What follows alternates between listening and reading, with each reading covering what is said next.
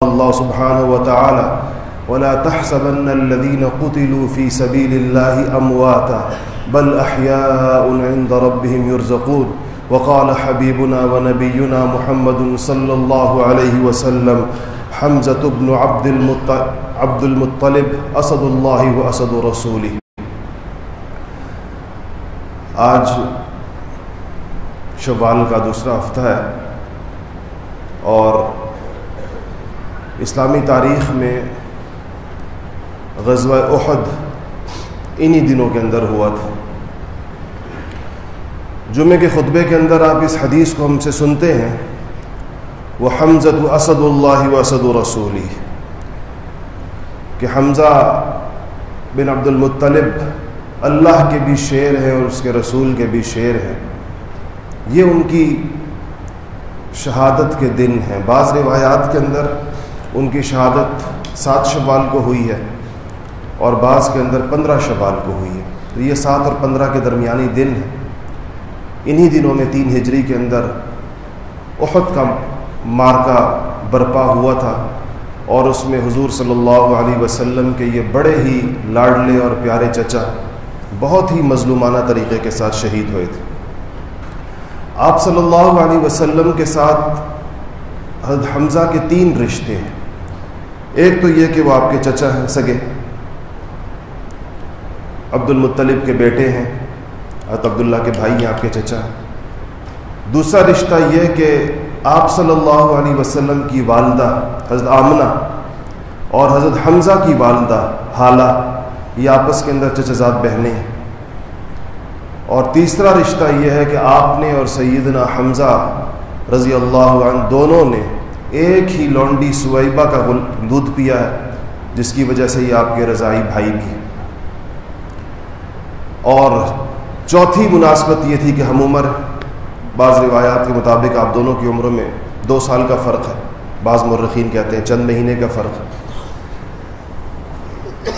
بعض احادیث میں آتا ہے کہ آپ صلی اللہ علیہ وسلم نے اللہ تعالیٰ سے اپنے 2 چچا مانگے تھے باقاعدہ، ایک عباس اور ایک حمزہ، اور آپ کے تمام چچاؤں میں سے صرف یہ 2 ہی اسلام لے کر آئے تھے۔ حضرت عباس مسلمان ہوئے اور حضرت حمزہ مسلمان ہوئے۔ حضرت ابو طالب کے اسلام کی آپ نے ظاہر بات ہے بڑی آپ کو طلب تھی اور خواہش تھی اور آخر دم تک آپ اس کی کوشش کرتے رہے، مگر وہ مسلمان نہیں ہوئے۔ تاریخ اسلام میں جو حضرت حمزہ کا ذکر آتا ہے وہ 6 صدی ہجری سے آتا ہے، 6 صدی نبوی سے آتا ہے، یعنی آپ صلی اللہ علیہ وسلم پر جب آپ کو جب نبوت ملی ہے اس سے جو ہم سن شروع کرتے ہیں اس کو سن نبوی کہتے ہیں، اور پھر جب ہجرت ہوئی ہے تو ہجری سن شروع ہو جاتا ہے۔ تو 6 صدی ہجری میں یہ وہ دور ہے کہ جب آپ صلی اللہ علیہ وسلم کو اب کہہ دیا گیا تھا کہ آپ کھل کر دعوت کا عمل شروع کریں، کافروں کو بلائیں اسلام کی طرف، ایمان کی طرف، اللہ کی طرف۔ تو ایک دن آپ کوہ صفا کے پاس کھڑے ہوئے تھے تو وہاں سے ابو جہل کا گزر ہوا۔ اس نے آپ کو دیکھ کر انتہائی مشتعل ہوا، ہو سکتا ہے کہ آپ کو دیکھا ہو آپ کسی سے بات کر رہے ہیں، دعوت دے رہے ہیں، تو بہت مشتعل ہوا اور اس نے انتہائی بدتمیزی کے ساتھ بہت برا بھلا کہا۔ سیرتی کتابوں میں بعض میں آتا ہے کہ ہاتھ بھی اٹھایا اور بعض روایات میں آتا ہے آپ کا خون بھی بہا، لیکن آپ صبر اور استقامت کی تصویر بنے ہوئے بالکل خاموش کھڑے رہ گئے۔ یہ منظر ادھر قریب ہی عبداللہ ابن جدعان کی ایک لونڈی تھی، وہ دیکھ رہی تھی، اور اس لونڈی کا بہت ہی دل دکھا اس منظر کے اوپر، آپ صلی اللہ علیہ وسلم کی اس صبر پر اور آپ کے اس سارے ظلم کو برداشت کرنے کے اوپر۔ اس نے سوچا کیا اس کا بدلہ کیسے لیا جا سکتا ہے، تو اس کے ذہن کے اندر آیا کہ اگر مکہ کے اندر ابو جہل کو کوئی سبق سکھا سکتا ہے تو وہ حمزہ ہی۔ حمزہ مسلمان نہیں ہوئے تھے اور اس زمانے میں بس شکار کے شوقین تھے، صبح سویرے نکل جایا کرتے تھے اور شام کو آیا کرتے تھے۔ تو وہ لونڈی ایک ایسی جگہ پر کھڑی ہو گئی جہاں سے حمزہ کی آمد کا رستہ تھا، تو وہ آئے تو جا کر ان کے اونٹ کی بات نکیل پکڑ لی اور کہا کہ حمزہ تم شکار کے اندر لگے ہوئے ہو اور تمہارے بھتیجے کے ساتھ آج ابو الحکم نے، وہ ابو الحکم کہلاتا تھا، ابو الحکم نے آج یہ کیا تمہارے بھتیجے کے ساتھ، اور اس طرح ان کو یہ کہا، وہ یہ الفاظ کہے اور اس طریقے کے ساتھ ان کو برا بھلا کہا۔ تو حضرت حمزہ کو غیر معمولی جوش آیا اور اسی گھوڑے کو ایڑ لگائی اور وہ پہنچے۔ پوچھا اس سے کہ وہ کہاں گیا، کہا کہ وہ بیت اللہ کی طرف گیا۔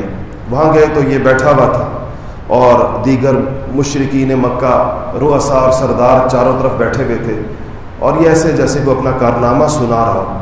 سیدھے حمزہ پہنچے اس کے سر کے اوپر اور کھینچ کر جو اپنی کمان ماری ابو جہل کے سر میں، اس کا سر پھٹ گیا، لہو لہان ہو گیا، اور کہنے لگے کہ تم نے میرے بھتیجے کو آج یہ کہا ہے، میں بھی اس کے دین کے اوپر ہوں۔ یہ جملہ ابو جہل کے لیے بہت حیران کن تھا۔ تو جیسے ہی ابو جہل، چونکہ بنو مخزوم قبیلہ تھا قریشیوں میں اس کا، اور یہ حمزہ بنو ہاشم کے تھے، تو جیسے ہی ابو جہل کو کمان لگی، بنو مخزوم کے نوجوان کھڑے ہو گئے کہ ہمارے سردار کی توہین ہو گئی ہے۔ بنو مخزوم کے نوجوانوں کو کھڑا ہوتے دیکھ کر بنو ہاشم کھڑے ہو گئے کہ حمزہ ہماری طرف سے ہیں۔ تو ابو جہل نے آگے بڑھ کر اپنے نوجوانوں سے کہا کہ چھوڑ دو۔ ابو عمارہ، ان کی بیٹی کا نام عمارہ تھا حمزہ کی، تو ابو عمارہ کہلاتے تھے، کہا کہ ابو عمارہ کو چھوڑ دو، میں نے آج واقعی اس کے بھتیجے کو سخت سست کہا ہے، برا بھلا کہا ہے۔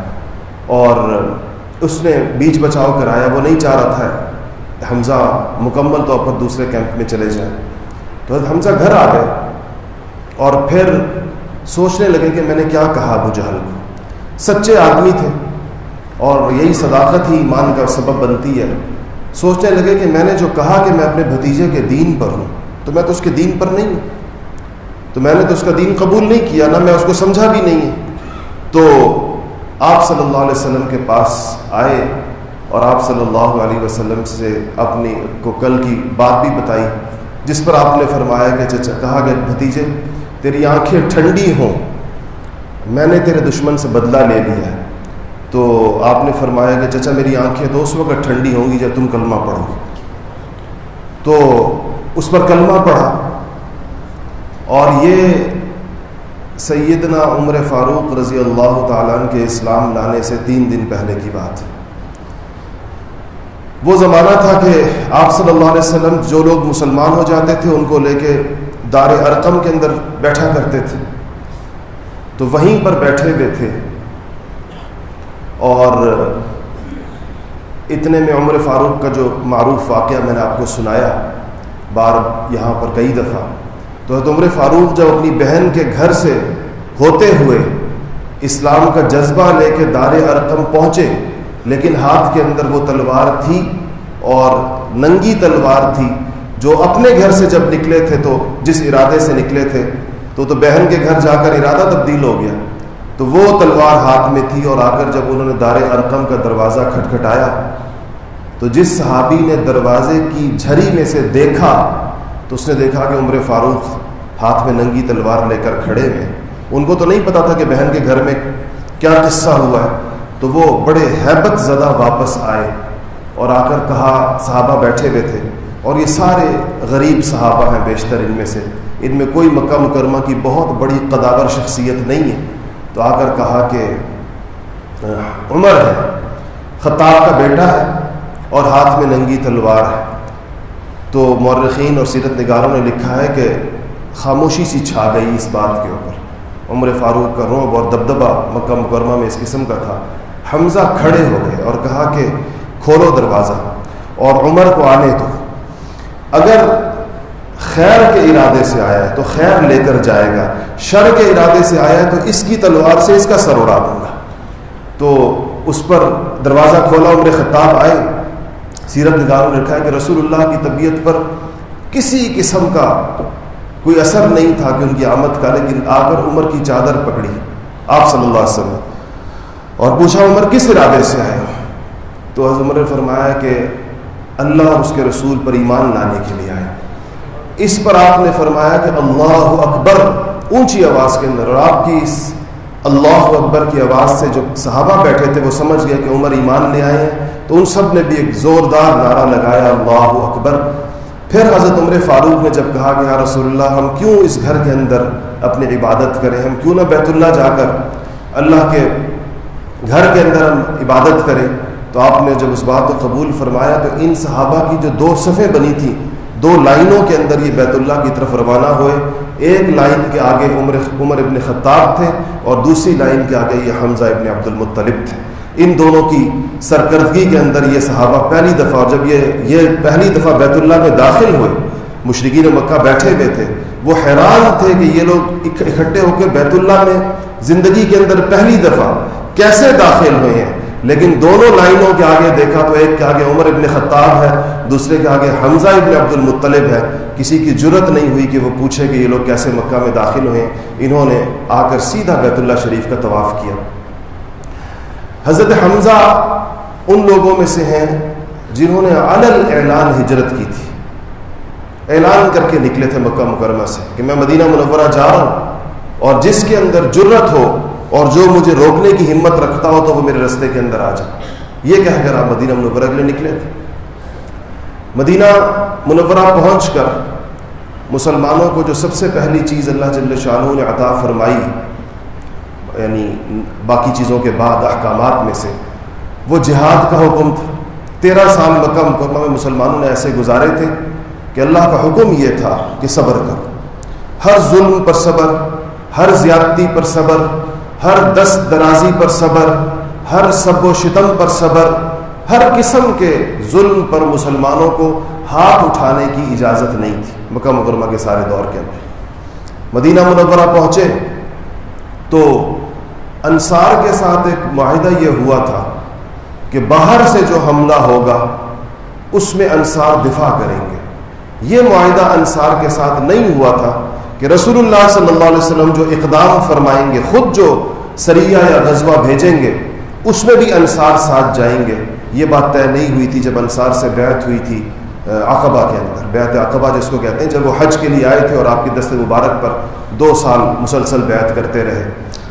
تو جو پہلا سریہ آپ نے بھیجا ہے 30 مہاجر صحابہ کے ساتھ، اسلام کی تاریخ کا پہلا سریہ کہتے ہیں اس لشکر کو، اس گروہ کو یا اس جماعت کو جس کو رسول اللہ صلی اللہ علیہ وسلم تشکیل کریں اور بھیجیں، خود اس کے اندر تشریف نہ لے کر جائیں۔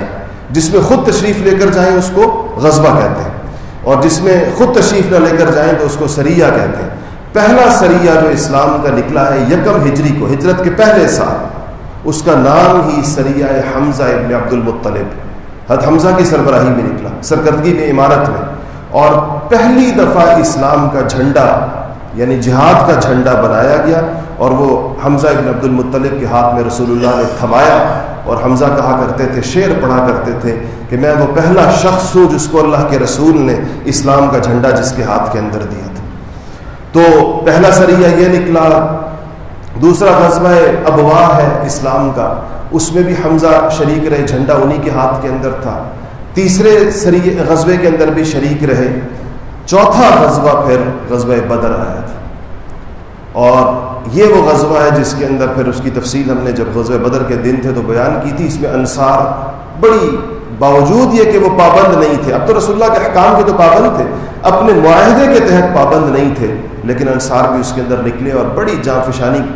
تو جب بدر کے اندر جن لوگوں نے سب سے زیادہ داد شجاعت دی ہے اس میں سیدنا حمزہ کا نام، عتبہ نے، بلکہ امیہ ابن خلف نے جو دوست تھے حضرت عبد الرحمن ابن عوف کے، انہوں نے بدر کے بعد، امیہ پھر احد میں مارا گیا تھا، بدر کے بعد امیہ نے ایک دفعہ عبد الرحمن ابن عوف سے پوچھا کہ تمہارے لشکر کے اندر شتر مرغ کا پر اپنی ٹوپی کے اندر جس نے لگایا ہوا تھا ایک گھڑ سوار نے، یہ کون تھا؟ تو عبد الرحمن ابن عوف نے کہا کہ وہ حمزہ تھا۔ تو کہا کہ ہماری صفیں اس نے پچھاڑی، ہماری صفیں اس نے الٹی بدر کے دن۔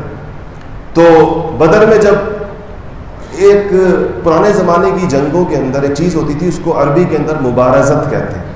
مبارزت کا مطلب یہ ہے کہ جنگ شروع ایسے نہیں ہوتی تھی کہ ایک لشکر دوسرے لشکر کے اوپر حملہ آور ہو جاتا تھا، بلکہ دونوں لشکر صف آرا ہو جاتے تھے، ایک طرف سے ایک بندہ نکلتا تھا، دوسری طرف سے دوسرا بندہ نکلتا تھا، یہ آپس میں مقابلہ ہوتا تھا، جو فیصلہ ہو گیا پھر دوسرا بندہ، پھر دوسرا بندہ، یا دو بندے یا تین بندے، اس طرح اس کو مبارزت کہتے تھے۔ پھر جب مبارزت ایک حد تک ہو چکی ہوتی تھی، پھر کوئی ایک فریق بعض اوقات اچانک حملہ کر دیتا تھا، تو پھر یہ گتھم گتھا ہو جاتے تھے دونوں لشکر آپس کے اندر۔ تو جب بدر کے اندر لشکر آمنے سامنے ہوئے تو قریش کی طرف سے عتبہ بن ربیعہ، شیبہ بن ربیعہ اور ولید ابن عتبہ، یعنی دو بھائی، ربیعہ کے دو بیٹے اور ایک عتبہ کا بیٹا ولید، یہ تین نکلے بالکل قریش کے صف اول کے لوگوں میں سے۔ آپ صلی اللہ علیہ وسلم کی طرف سے انصار کو خواہش تھی کہ ہم آگے بڑھیں، تو تین انصاری صحابہ باہر نکلے، عوف ابن عفرا، معوذ ابن عفرا اور حضرت عبداللہ ابن رواحہ۔ تو یہ جو دو بھائی ہیں عوف ابن عفرا، یہ ایک صحابیہ عفرا کے بیٹے ہیں۔ اس صحابیہ کو یہ نرالا اعزاز حاصل ہے کہ بدر کے دن اس کے 7 بیٹے میدان جنگ کے اندر تھے۔ خنسا کے تو 4 بیٹے تھے، ان کے 7 بیٹے تھے، 2 شوہروں سے، ایک شوہر سے 4 بیٹے تھے، پھر وہ شوہر فوت ہو گئے، انہوں نے دوسری شادی کی، اس شوہر سے 3 بیٹے تھے، یہ 7 بیٹے بدر کے اندر موجود تھے۔ ان میں سے 2 عوف اور معوذ جو ہیں یہ نکلے باہر۔ تو جانتے تھے کون ہوں گے یہ لوگ، لیکن مشرکین میں سے عتبہ نے پوچھا کہ کون ہیں یہ لوگ، یہ جو 3 لوگ نکلے ہیں دوسری طرف سے؟ تعارف ہوا، کہا انصار میں سے۔ تو عتبہ نے کہا حضور کی طرف اشارہ کر کے کہ محمد صلی اللہ علیہ وسلم، یہ برابر کا جوڑ نہیں ہے، اپنے لوگ نکالو، ہمارے جوڑ کے لوگ نکالو، مطلب خاندان کے لوگ نکالو، جیسے ہم نے اپنے صف اول کے لوگ بھیجے ہیں، آپ بھی اپنی صف اول کے لوگ وہاں سے بھیجیں۔ تو آپ نے فرمایا کہ حمزہ، علی ابن ابی طالب اور حارث آپ اور عبیدہ ابن حارث بن عبد المطلب، یعنی حمزہ بن عبد المطلب اور عبیدہ بن حارث بن عبد المطلب اور علی بن ابی طالب بن عبد المطلب۔ آپ نے کہا تینوں کھڑے۔ جب یہ تینوں آئے تو انہوں نے کہا کہ ہاں اب جوڑ کو جوڑ پڑا ہے، اب برابری کی بات ہوئی ہے۔ تو یہ تینوں کے سامنے 3 لوگ آئے، حمزہ نے پہلی بار کے اندر سر اڑا دیا اپنے سامنے والے کا، علی ابن ابی طالب نے اپنے سامنے والے کو جہنم رسید کر دیا۔ یہ بوڑھے تھے عبیدہ ابن حارث بن عبد المطلب، تو ان کو لگی چوٹ پاؤں کے اندر، یہ گر گئے۔ تو یہ دونوں اس وقت تک فارغ ہو چکے تھے، تو انہوں نے آ کر عتبہ بھی اور شیبہ بھی اور اس کا بیٹا ولید بھی، تینوں جہنم رسید ہوئے۔ اس کے بعد بس ان کے ہاں ایک کھلبلی مچ گئی اور شروع ہو گئی جنگ۔ حضرت حمزہ نے شتر مرغ کا پر لگایا ہوا تھا اپنی ٹوپی کے اندر، وہ جو لوہے کی سی ٹوپی ہوتی ہے، کہتے ہیں دونوں ہاتھوں سے 2 تلواروں سے لڑ رہے تھے، اور کبھی لشکر کے ادھر کبھی لشکر کے ادھر۔ ایک اور روایت کے اندر آتی ہے کہ سب سے آگے تھے۔ آپ نے ایک موقع پر مشرکین مکہ میں سے کسی شخص کو پہچاننا چاہا تو حدیث کی روایت آتی ہے کہ آپ نے صحابہ سے پوچھا کہ حمزہ سے پوچھو کہ وہ کون ہے، کیونکہ حمزہ سب سے آگے ہیں، مشرکین کے لشکر کے سب سے قریب ترین انسان۔ تو بدر کے اندر آپ کے ہاتھ سے جو بعض روایات کے مطابق 30 سے زیادہ لوگ آپ کے ہاتھ سے جہنم کے اندر گئے ہیں بدر کے اندر۔ اس کے اندر ایک شخص مطعم ابن عدی بھی، مطعم ابن عدی بھی بڑے لوگوں میں سے تھا قریش کے۔ اس کے بھتیجے جبیر ابن مطعم نے اور عدی کے بھتیجے جبیر نے، اس نے اپنے غلام وحشی کو تیار کیا تھا کہ آپ احد کے موقع کے اوپر کہ حمزہ کو تم نے اگر شہید کر دیا تو میں تمہیں آزاد کر دوں، اور اپنے چچا کے بدلے کے اندر۔ تو وحشی ابن حرب نام ہے، یہ سیاہ فام غلام تھے، بعد میں مسلمان ہو گئے، آپ صلی اللہ علیہ وسلم نے ان کا اسلام قبول کیا۔ یہ اپنا قصہ انہوں نے خود سنایا ہے اور بخاری شریف کے اندر وہ پوری روایت موجود ہے۔ عجیب بات یہ ہے کہ بخاری شریف کی روایت کے اندر کہیں بھی ہندا کا ذکر موجود نہیں ہے کہ ہندا نے کہا تھا کہ میں آپ کو یہ دوں گی اور وہ دوں گی. اس لیے مسلمان سیرت نگاروں کی علماء کی ایک بڑی جماعت کے خیال میں اس حدیث کی کوئی سند ٹھیک نہیں ہے کہ جس کے اندر ہندا کے بارے میں کہا گیا ہے کہ اس نے اس کو کہا تھا, کیا نام ہے اس کا, وحشی ابن حرب. وہ سب یہی کہتے ہیں کہ اس کو اس کے آقا مالک جبیر ابن مطعم نے کہا تھا. تو اور اس کا چچا عدی نہیں بلکہ طعیمہ ابن عدی نام تھا اس کے چچا کا, جسے قتل کے اوپر اس نے کہا گیا تھا. تو خیر احد کا موقع آیا اور احد کے اندر بھی حضرت حمزہ نے اسی طرح داد شجاعت دکھائی. تو حبشی کہتا ہے کہ یہ میں ایک گھاٹی کے ایک چھوٹی پہاڑی کے نیچے, آپ نے اس چھوٹی پہاڑی کا نام سنا ہوگا جس کو جبل رومات کہتے ہیں, جس پر آپ صلی اللہ علیہ وسلم نے 50 تیر انداز بٹھائے تھے اور وہ 50 تیر انداز پھر اتر آئے تھے وقت سے پہلے, جس کے اوپر جنگ کا پانسا پلٹ گیا تھا. اسی پہاڑی پر ان کے اترنے سے پہلے حضرت حمزہ کسی کے پیچھے جا رہے تھے. تو یہ وحشی ابن حرب یہ گھات لگا کر بیٹھا ہوا تھا. اس نے وہاں سے نیزہ مارا جو آپ کی ناف کے اوپر لگا اور حمزہ نیچے گرے. اور جب نیچے گرے تو اس وقت بھی انہوں نے مڑ کے وحشی کو دیکھا اور کہتے ہیں کہ اٹھ کر اس کی طرف جانا چاہا, لیکن اتنا وہ آر پار جا چکا تھا نیزہ کہ آپ ادھر شہید ہو گئے. اس کے بعد مسلمانوں کو وہ لوگ نیچے اتر آئے, مسلمان اس جگہ سے چلے گئے پہاڑ کی طرف. آپ صلی اللہ علیہ وسلم نے احد کے غار کے اندر تشریف لے گئے, لشکر بھی ادھر چلا گیا. تو مشرکین آ گئے ان جگہ جہاں حمزہ شہید ہوئے پڑے ہوئے تھے. پھر ان کی لاش کا مسلح کہتے ہیں اس کو, یعنی لاش کا سینہ چیرا گیا, پیٹ پھاڑا گیا, اعضاء نکالے گئے اور اعضاء کاٹے گئے, پورا جسم ادھیڑ کے رکھ دیا ان کا. اور جب آپ صلی اللہ علیہ وسلم یہ جب مشرکین چلے گئے اور آپ آئے شہداء کی طرف, تو آپ نے سامنے اپنے چچا حمزہ کا لاشا دیکھا اور اس حال کے اندر دیکھا. تو آپ صلی اللہ علیہ وسلم پر بڑا گریہ طاری ہوا. آپ روئے اور کہا کہ اگر مجھے اس بات کا ڈر نہ ہوتا کہ مسلمان اس کو سنت بنا لیں گے تو میں آج حمزہ کو اسی حال کے اندر چھوڑ دیتا. قیامت تک کے لیے حمزہ کو, یعنی اس کی مظلومیت اللہ تعالیٰ کے سامنے کہ حمزہ اسی طرح اللہ جل شانہ کے سامنے اٹھائے جائیں. اس کے بعد جب یہ پتہ چلا مسلمانوں کے اندر یہ بات پھیلی, تو حضرت حمزہ کی بہن حضرت صفیہ رضی اللہ تعالی عنہ کو پتہ چلا. حضرت صفیہ حضرت حمزہ کی بہن ہے, حضور صلی اللہ علیہ وسلم کی پھوپھی ہیں, اور عشرہ مبشرہ میں سے جو ایک مشہور صحابی ہیں حضرت زبیر ابن عوام, ان کی والدہ ہیں. اور حضرت علی مرتضیٰ رضی اللہ تعالی عنہ کی بھی پھوپھی ہیں. تو ان کو جب پتہ چلا تو وہ آ رہی تھی سامنے سے. تو آپ صلی اللہ علیہ وسلم نے دیکھا کہ پھوپھی آ رہی ہیں, تو آپ نے حضرت زبیر سے, اپنے پھوپھیزاد بھائی سے کہا کہ ماں کو روکو, اس کو مت آنے, کہ حمزہ کی لاش اس حال میں نہیں ہے کہ بہن دیکھے اس کو. تو جب یہ آگے گئے تو بڑی دلیر خاتون تھی ان کی والدہ. تو جب بیٹا آگے گیا ماں کو روکنے کے لیے, تو انہوں نے زور سے سینے کے اوپر ہاتھ مارا, اپنے بیٹے کے رستے سے ہٹا دیا. تو اور وہ نہیں روک سکتے تھے ان کو. تو انہوں نے ایک دم کہا کہ رسول اللہ نے منع کیا ہے. جیسے یہ کہا تو کھڑی ہو گئی اپنی جگہ اور کہا کہ مجھے پتہ ہے کہ میرے بھائی کی لاش کا مسئلہ ہوا ہے, مجھے کسی نے بتایا ہے. حضور سے کہو کہ میں جزا و فضا نہیں کروں گی, میں نوحہ اور آواز نہیں نکالوں گی, میں صبر کروں گی, مجھے بھائی کی لاش دیکھنے تھے. تو جب وہ ایک روایت کے اندر آتا ہے کہ آپ صلی اللہ علیہ وسلم رستے میں تھے, تو آپ کے پاس سے گزری, آپ نے پھوپھی کے سینے پر ہاتھ رکھ کر دعا دی, صبر کی کہ اب یہ جائیں گی بھائی کی لاش کو دیکھیں گی. تو کہتی ہیں انہوں نے گئیں اور دیکھا اور بڑے ہی صبر اور استقامت کے ساتھ انا للہ و انا الیہ راجعون پڑھا. آپ صلی اللہ علیہ وسلم کے زبان مبارک سے لفظ نکلے جس پر قرآن کی آیتیں نازل ہوئیں. آپ نے کہا کہ آج حمزہ کی لاش کا مسئلہ ہوا ہے, اس پر میں اس وقت تک آرام سے نہیں بیٹھوں گا جب تک میں 70 مشرکین کی لاشوں کا مسئلہ نہ کروں. بعض روایات میں آتا ہے 30 مشرکین کی لاشوں کا مسئلہ نہ کروں. اس پر جبرائیل امین آیتیں لے کر اترے کہ وَإِنْ عَاقَبْتُمْ وَإِنْ عَاقَبُوا فَعَاقِبْتُمْ بِمِثْلِ مَا عُوقِبْتُمْ, کہ جب تمہیں کوئی تکلیف پہنچے تو تم بھی اتنی ہی وَإِنْ عَاقَبُوا, اگر تمہیں کوئی تکلیف پہنچے تو تم بھی اتنی ہی پہنچاؤ.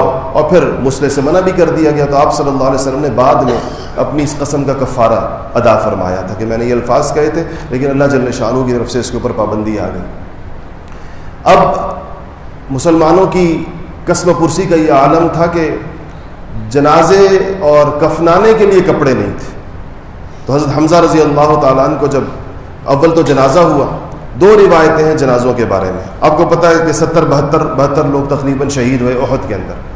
آپ صلی اللہ علیہ وسلم نے بعض روایتوں میں یہ ہے کہ 10 لوگوں کا اکٹھے جنازہ پڑھا، اور بعض روایتوں میں ہے کہ ایک فرد کا علیحدہ جنازہ پڑھا.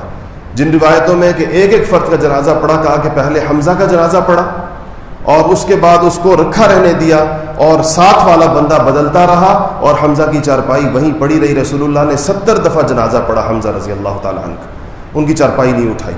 اور دوسری روایت کے اندر ہے کہ 10 لوگوں کا جنازہ ہوتا تھا، 9 لوگ ہٹا دیے جاتے تھے، حمزہ کی چارپائی رہتی تھی. آپ نے 7 دفعہ جنازہ پڑھا حمزہ ابن عبد المطلب رضی اللہ تعالیٰ عنہ کا. اور پھر جب آپ ان کو قبر کے اندر جب کفن کا موقع آیا تو چادر پوری نہیں ہو رہی تھی، تو پھر آپ نے فرمایا کہ پاؤں کے اندر گھاس ڈال دو اور کفن کو اوپر کر دو، منہ تک، جیسے منہ ادھر سے کفن شروع ہوتا ہے تو وہ ان کے پنڈلیوں تک کفن تھا اور اس سے نیچے گھاس تھی. پھر دفن ہوئے اور آپ کے ساتھ ایک صحابی اور کو قبر کے اندر رکھا گیا.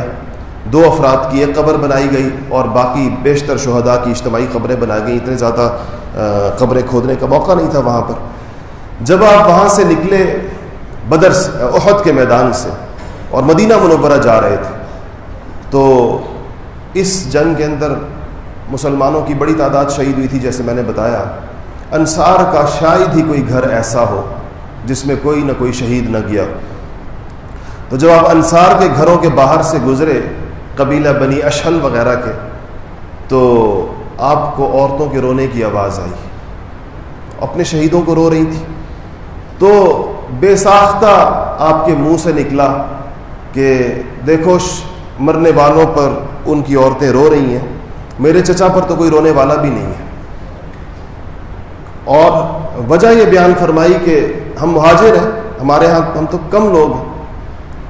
عبداللہ حضرت سعد ابن معاذ رضی اللہ تعالیٰ نے یہ بات سن لی رسول اللہ کی کہ آپ نے فرمایا کہ ہر شہید پر اس کے گھر والے عورتیں رو رہی ہیں، میرے چچا پر تو کوئی رونے والا بھی نہیں. تو گھر گئے انصار کے اور عورتوں سے کہا کہ سب اپنا رونا بند کرو اور جاؤ، حضور پر اپنے چچا کے غم کا اثر ہے، جاؤ حمزہ کو رو سارے. تو آپ صلی اللہ علیہ وسلم گھر تشریف لائے تو آپ آرام لیٹ گئے. آپ کی آنکھ کھلی تو آپ کو عورتوں کے رونے کی آواز آئی. پوچھا کون ہے؟ کہا کہ انصار کی عورتیں ہیں، حمزہ پر رو رہی ہیں. تو آپ نے فرمایا میری بات کا مطلب یہ نہیں تھا، اور یہ تو میں نے ویسے یہ مطلب نہیں تھا کہ باقاعدہ اس کو ایک طریقہ بنا لیا جائے. اور آپ نے اس کے اوپر کہا کہ اور آخرت کے اجر کے بارے میں فرمایا کہ اللہ جب مسلمان جب شہید ہوتا ہے تو آخرت کے اندر اللہ تعالیٰ اس کے اجر کو محفوظ کرتا ہے. آپ نے رونے سے منع فرمایا. اور پھر آپ کی تسلی کے لیے اللہ جل شانہ نے جبرائیل امین کو بھیجا، اور جبرائیل نے کہا کہ یا رسول اللہ، آسمانوں کے اوپر 7 آسمانوں پر لکھا ہے کہ حمزہ اسد اللہ و اسد رسول، کہ حمزہ اللہ کا بھی شیر ہے اور اس کے رسول کا بھی شیر ہے. ایک اور روایت کے اندر آتا ہے کہ آپ کو کہا گیا کہ کہا جا رہا ہے کہ حمزہ سید الشہداء حمزہ، کہ حمزہ سارے شہیدوں کے سردار ہیں. یعنی قیامت کے دن جب شہید اٹھائے جائیں گے تو ان کی سرداری سیدنا حمزہ رضی اللہ تعالیٰ عنہ فرما رہے ہوں گے. یہ ان کی اس قربانی کا صلہ، جو اپنے بات دیکھیں جذبات کے اندر اللہ جل شانہ نے بعض چیزوں میں جو خیر رکھی ہوتی ہے، ان کی ابتدا ایک دین، ایک رسول اللہ پر غیرت کے عنوان سے ہوئی. اسلام لانے کا سبب حضور صلی اللہ علیہ وسلم پر غیرت کی، کیسے میرے بھتیجے کو ہاتھ لگایا ابو جہل نے اور وہ اسلام کا سبب بنا، اور اس کے بعد اللہ جل شانہ نے کتنی ترقی عطا فرمائی، کیسی شہادت عطا فرمائی، کیسی موت عطا فرمائی. اور حضور صلی اللہ علیہ وسلم کا معمول رہا ہمیشہ کہ آپ کی حدیث میں روایت بھی ہے کہ جو لوگ مدینہ شریف جائیں وہ احد کے شہداء کے مزارات کے اوپر حاضر ہوا کریں. آپ خود بھی تشریف لے کے جایا کرتے تھے. بعض روایات کے اندر آتا ہے حضرت فاطمہ رضی اللہ تعالی عنہا کو آپ کے بعد بہت تھوڑا وقت ملا، 6 مہینے بعد فوت ہو گئی تھی، لیکن اس عرصے کے اندر بھی اپنے والد کے معمول کی وجہ سے تشریف لے جایا کرتی تھی احد کے اوپر. آپ بھی جایا کرتے تھے. کہتے جب آپ نے اس کے بعد جتنے بھی اسفار فرمائے، احد کے پاس سے جب آپ گزرے ہیں تو وہاں پر شہداء احد کے لیے کھڑے ہو کر آپ نے باقاعدہ ان کی مغفرت کے لیے، ان کے درجات کی بلندی کے لیے اللہ تعالیٰ سے ان کے لیے دعائیں فرمائی ہیں. یہ چیزیں دو جذبات اس کے اندر، 3 جذبات آپ کو نظر آئیں گے. ایک غیرت، دوسرا شجاعت اور بہادری، کہ جس آدمی کو اللہ جل شانہ نے بہادری کے جذبات عطا فرمائے ہوتے ہیں اور خیر کے کاموں کے اندر اس کی بہادری لگتی ہے، اس کے جذبات پہ اللہ جل شانہ کیا کچھ اس کو عطا فرماتا ہے۔ اور تیسری رسول اللہ صلی اللہ علیہ وسلم کی اطاعت، حالانکہ آپ کے چچا تھے، عمر میں بھی آپ سے بڑے تھے، لیکن اس کے باوجود جو اسلام لائے تو اپنے آپ کو رسول اللہ صلی اللہ علیہ وسلم کا ایک سپاہی کہا کرتے تھے۔ یہ الفاظ خود حضرت حمزہ سے بھی ثابت ہے کہ احد کے موقع کے اوپر آپ جب دو چیزیں کہا کرتے تھے، جنگوں کے اندر حوصلے بڑھانے کے لیے کچھ نہ کچھ کہنا پڑتا ہے، کوئی بات کی جاتی ہے، جیسے آپ صلی اللہ علیہ وسلم فرمایا کرتے تھے کہ انا النبی لا کذب انا ابن عبد المطلب، کہ میں جھوٹا نبی نہیں ہوں، میں ایسا نبی ہوں اور اس میں کوئی جھوٹ نہیں ہے اور میں عبد المطلب کا پوتا ہوں۔ تو حمزہ بھی کہتے ہیں کہ بدر کے میدان کے اندر کہا کرتے تھے کہ انا اسد اللہ و انا اسد رسولہ، کہ میں اللہ کا شیر ہوں اور میں رسول اللہ کا شیر ہوں۔ اور ایک موقع پر فرمایا کہ میں حاجیوں کو پانی پلانے والے کا بیٹا ہوں، یعنی میرے والد عبد المطلب حاجیوں کی خدمت کیا کرتے تھے تو میں حاجیوں کو پانی پلانے والے کا بیٹا ہوں۔ یہ شجاعت اور یہ بہادری، رسول اللہ صلی اللہ علیہ وسلم کی اطاعت، ایسی اطاعت کہ اس میں اپنی ہر قسم کی جو ان کو شرف حاصل تھا، ان کو ایک عزت حاصل تھی، تکریم حاصل تھی، اس کے باوجود ایک جانثار سپاہی کا کردار ادا کیا۔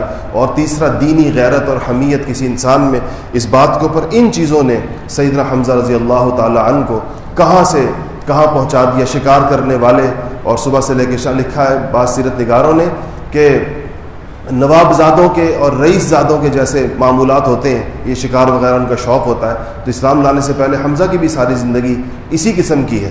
40 یعنی جب اسلام لائے ہیں تو آپ سے صلی اللہ علیہ وسلم سے ان کی عمر 2 سال زیادہ ہے، تو اور نبوت کے 6 سال اسلام لائے ہیں، تو اس وقت رسول اللہ صلی اللہ علیہ وسلم کی عمر 46 سال ہوگی اور ان کی عمر 48 سال ہوگی، اور جب ان کی شہادت ہوئی ہے 11 سال کے بعد، 11 سال کا عرصہ اسلام کے اندر گزرا ہے، 48 سال کا زمانہ جو ہے وہ اسلام سے پہلے گزرا ہے، لیکن اللہ جل شانہ نے تھوڑے وقت کے اندر کتنی بلندیوں کے اوپر ان کو پہنچا دیا۔ حضرات صحابہ کرام رضوان اللہ تعالی علیہ مجمعین کے حالات کو، ان کے واقعات کو اس نیت سے پڑھنا چاہیے اور اس نیت سے بیان کرنا چاہیے کہ ان کی ان صفات کو جو اللہ جل شانہ نے ان کو ودیعت فرمائی ہیں، جس کی وجہ سے اللہ پاک نے ان کو اتنے درجات بلند عطا فرمائے، ان صفات کو انسان اپنے اندر پیدا کرنے کی کوشش کرے۔ انسان یہ کوشش کرے کہ مجھے بھی اس صفت میں سے کچھ عطا ہو جس کی بنیاد پر اللہ اور اس کے رسول کی رضامندی کی سندیں رضی اللہ عنہم ورضوا عنہ ان حضرات کو زندگی کے اندر مل گئیں، جنت کی بشارتیں زندگی کے اندر مل گئی۔ حضور نے نام لے لے کر، ہم جمعے کے اندر وہ حدیث پڑھتے ہیں کہ حضور نے نام لے لے کر فرمایا ابوبکر فی الجنہ وعمر فی الجنہ عثمان فی الجنہ علی فی الجنہ، کہ یہ سب جنت کے اندر ہے، زندگی کے اندر ان کو اس بات کی بشارتیں دی۔ اللہ جل شانہ ہمیں بھی ایسے اخلاق اور ایسے اوصاف عطا فرمائے۔ وآخر دعوانا الحمدللہ رب العالمین۔